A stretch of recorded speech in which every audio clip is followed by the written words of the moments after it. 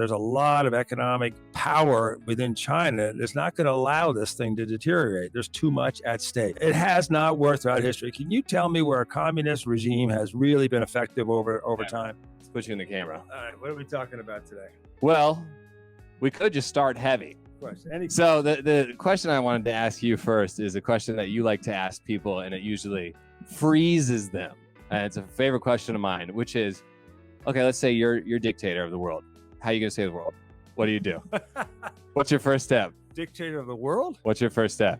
I would start with legalizing drugs across the world. Legalize the drugs. Which ones do you legalize first? Marijuana. Marijuana for sure. Without a doubt. And then I would go to cocaine. Cocaine is the second. I would definitely do shrooms second, and LSD. I assume shrooms are almost legal today. So yes. They're getting there. I would go with all the hallucinogens because there's an amazing amount of things that can be done with hallucinogens. We can get rid of all the horrible drug enforcements, horrible things that go on around the world.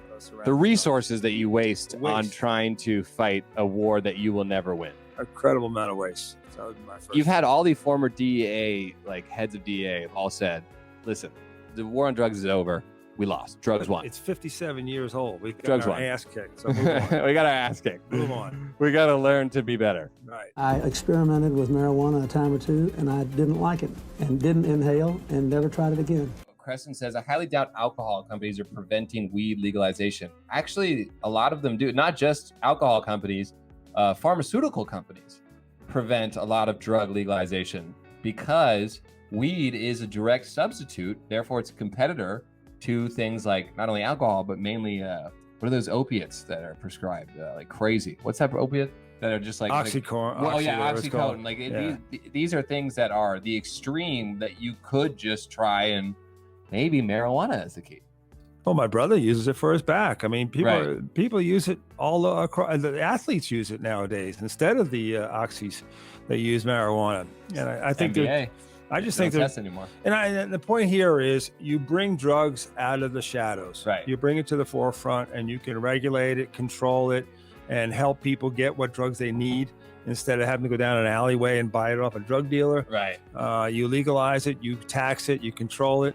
And I think that's it's like gambling, gambling, or prostitution, all these things. The more you bring it out of the shadows into the light, the better off you could be able to control it. And because it's not going away. Right. I mean, the fact is, it's just not going away. And stop that idea of just say no to drugs. Give me a break. God, Jesus is that Nancy? Christ. That was 50 years ago, for crying out loud. It did not work. No, just say no. America's public enemy number one in the United States is drug abuse. Okay, that's the first step. And so I'm your vice president. So I'm going to do the second step. Birth control around the world. If you want birth control, it's free. Yeah, I agree with that.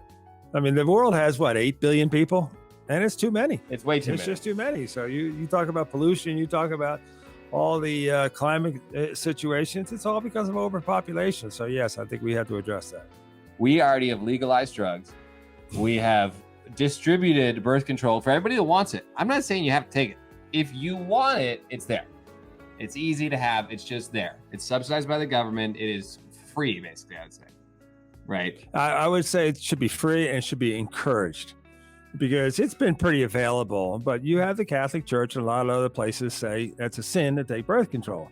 So I think it's a sin to take birth control. Oh God, yeah. What's the matter with you? I was raised Catholic. You're not allowed to have birth control. You're not supposed to. Do they still say that? I don't know. God knows. I know the Catholic now. Church is trying to modernize because they're just losing people. Well, okay. So then I would say Catholic Church is a very powerful force across the globe. Right. So a couple things I would do. One would be I would say to them they have to have female priests. Yeah. And they have to let the priests marry. Bang each other. Priests need to be able to marry, and women need to be able to become priests. I mean, come on, this was nothing in the Bible. This was some crazy financial deal that they wanted to hold on to the estate tax and estate money. And that's why they said when let the priests marry. So I think if you let the priests marry, you'll have much more well-rounded priests in the priesthood, and they can do a much better job, I think, dispensing advice and knowledge. You also attract more young youth. Of course you would. Of course you would. So I think that's one element I would bang my drum on pretty hard. Well, I would say if we're trying to save the world, absolutely church first state. I don't give a shit if you have a beautiful piece of property that's been there for centuries. Oh, you're going to tax. You are paying taxes. The churches. You're paying taxes. You're going to tax the churches. 100%. Yeah, I think there should be some kind of tax, because a lot of companies or a lot of people just say all of a sudden I'm a church and they don't get taxed. So I think there's a lot of area there that could be worked on. 100%. So we have birth control is easily accessible. What's step 3? How are we going to save the world? Let me think about this one. Step 3. I don't know. Go ahead, Vice President. Give me an idea. Well, you have to start with the most pressing issue of the time, which is U.S.-China relationship. So what is the be careful there, because there's Europe, there's the Soviet Union, there is the British Empire, which is not big anymore, but it was. So there's a lot of other places besides China and the U.S., and it's a global economy, Alex. So I think there's 2 big players, no doubt about it. And if there's harmony between them, that will have a effect around the rest of the world. But be careful. There's a lot more players on the arena. Yeah, but I think the world goes with how U.S. and China goes. So if U.S. and China, for example, both really start pushing green technology and they compete, let's say, for green technology, the world has to go with them in order to survive. Like, use the tools of capitalism. And I think, I hate to say it, I think they were on the course a number of years ago. I think the U.S. and China were coming closer and closer together. I think they were becoming more of a united front, and they realized that, you scratch my back, I'll scratch yours. Right. 1 + 1 = 3. But now it doesn't seem to be the case. And so I think the Chinese, they were going in the right direction by building their economy and making it a powerhouse and being part of the world. Okay. Now they're going back and people are coming against them. They're starting to build coalitions against the Chinese versus in the old days, 15, 20 years ago, they were starting to bring China into the umbrella, and China was starting to spread its tentacles out underneath that umbrella, and was becoming a powerhouse without screaming and banging the table and doing all that. Being loud. I'm awesome. I'm strong. Banging on your chest. They were slowly but surely building that economic bridges across the world and becoming a powerhouse that way. That to me is the answer versus banging on your chest. That's my 2 cents for what it's worth. So the only thing is, you would need someone that is like that as a leader, and Xi Jinping is not. He's very dumb. He's not. But let me challenge you. He thinks he's smart. I think over time, I don't think the guy. He cannot be that stupid, Alex, to be in charge. He's eventually going to learn. I don't know why he hasn't learned because history will tell you state-run businesses suck. Okay, they don't do the job. They don't do the job. You go across the globe, from Mexico to China, and it just doesn't work. And I think he's going to find out there's a lot of economic power within China that's not going to allow this thing to deteriorate. There's too much at stake. That's what I would have said, even 2 years ago. But then the Hong Kong thing really showed me how petty this man is. It's so hard to have a successful financial market in your country.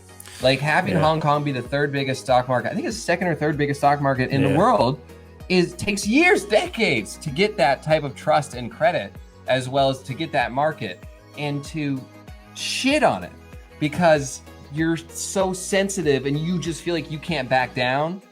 And you really care about your face. It's all about this idea. It became personal with him because of his father and everything else. So that's the thing, is when I say he's stupid, that's what I mean. And that's what I mean. There's got to be other powers within China that's not going to. I was shocked at Hong Kong. I agree with you. Hong Kong was their foreign exchange area. It was an economic powerhouse. They're not asking for independence. And they just came in there and did something that didn't need to be done outside of ego stroking, so to speak.